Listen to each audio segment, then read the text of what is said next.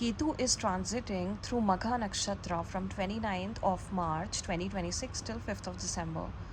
Now, this is the deepest karmic phase of Ketu's transit in the sign of Leo. So, Magha symbolizes ancestors, lineage, inherited beliefs, authority, and karmic memories. So, for you, Sagittarius, this transit creates a profound shift in beliefs, worldview, higher learning, spirituality, religion, your guru figures, and your life direction.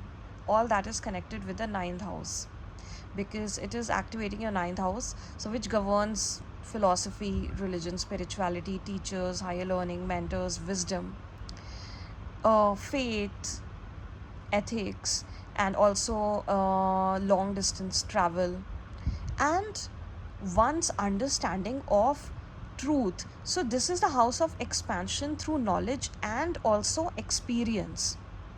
Now, Ketu here restructures your beliefs and creates a deeper search for authentic wisdom that can actually be beneficial for you in terms of your life path and life direction. So now see, you already know that Ketu represents detachment, karmic release, and spiritual refinement. So it removes attachments of, any kind of old identities, beliefs, and any kind of mental conditioning that no longer works for you. So it is going to, bring about truth, expose truth, which is beyond any kind of conditioning, social conditioning, or, peer pressure, or any other kind of conditioning, and also any kind of inherited narratives. So it is going to increase your inner wisdom and, give you that time for self reflection, which in turn will sharpen your intuition. And also, this is bringing ancestral and past life patterns into awareness so that it can be healed and you can move forward. So, what are the challenges that you are going to face in this time period, or you are already facing?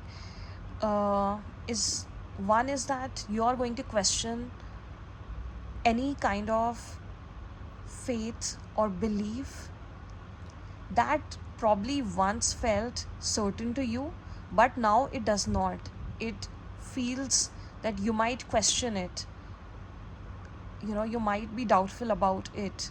And so this is like, this transit is going to make you challenge all these philosophical views and beliefs and patterns and mindsets. So this is basically a period of searching for deeper meaning for your life, for what is actually meant for you, and old frameworks will lose their hold on to you as the deeper truth will emerge. Right now, another thing is that there can be some challenges with authority figures or mentors or institutions or any kind of gurus in your life. So one thing that would be beneficial for you is traveling to religious, spiritual places and getting blessings of your guru figures. And also, at this point, you are going to question your future goals and your long-term vision in life, because ninth house is deeply connected with your life path and your life direction. So you will find that your priorities are changing at this point in terms of education, higher education, your career, your purpose. And you might feel bit that you are between two chapters. Now see, in the next transit, Ketu will be transiting in your 8th house, Cancer. So right now it is in your 9th house, and the thing is that with every transit a lot changes so that you are prepared for the next chapter in your life. So at this point, your direction will evolve through inner clarity rather than any kind of external plans. And also when it comes to travel, any kind of long distance travel which is seen through the ninth house, then you will see that there are changes in that, or you can make some kind of international foreign connections. And yes, also you know, for those who are interested in foreign languages, or the publishing business, which is also connected with the ninth house. So you will find that any kind of original ideas, you know, something that is very unique, will really work at this point for you.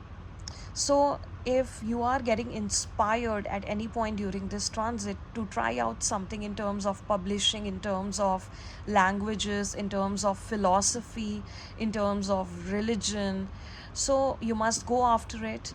Try it, because Ketu is going to push you out. Because see, also Rahu is transiting through your third house of efforts, and it is aspecting your ninth house with the direct aspects. So you will find that, you know, such things are going to work for you, but it should not be borrowed, it should not be copied, it should not be, you know, it should be your own original work. All right. Now the other effects are that this is a very good time period for you for in terms of spiritual awakening, because Ketu transiting through ninth house, extremely good for any kind of spiritual work, spiritual sadhana, or if you're interested in, you know, philosophy, meditation, any kind of ashram business, like all that would work for you. And you will also find that at this point, not just books, not just religious or spiritual books, but also your wisdom will develop through experiences, direct experiences, you know, which in turn will deepen your spiritual maturity significantly.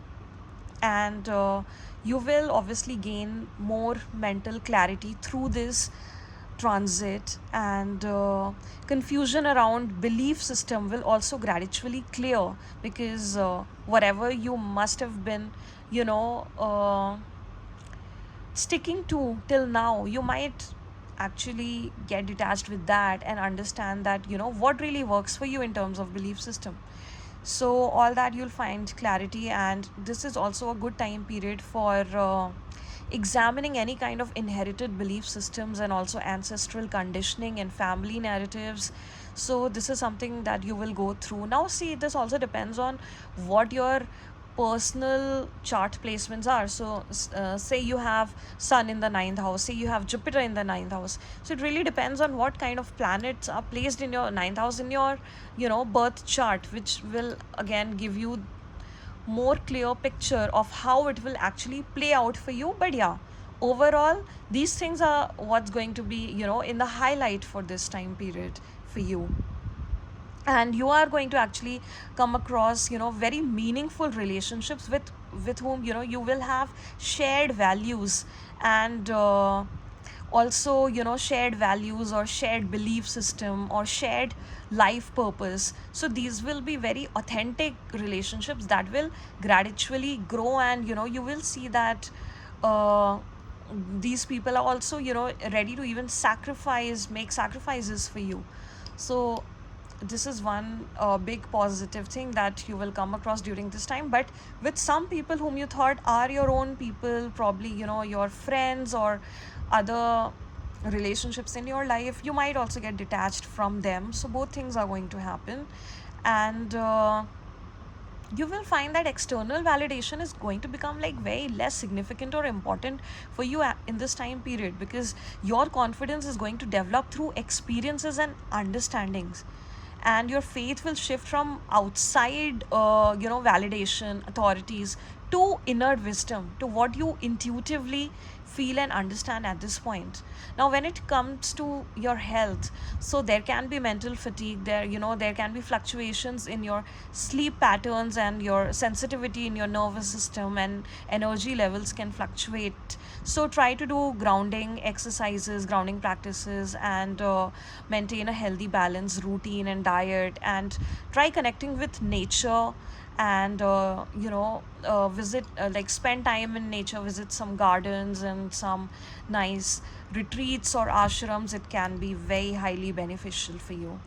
So take this transit very positively, Sagittarius. This transit transform, it's going to transform you at the level of beliefs, wisdoms, and life purpose. So wisdom and life purpose. So this is going to be really good for you. And old philosophies and inherited narratives, as I said before, is going to go through that. You can say refinement, and your relationships will also begin reflecting your evolving values and your personal truth of what really truly matters to you.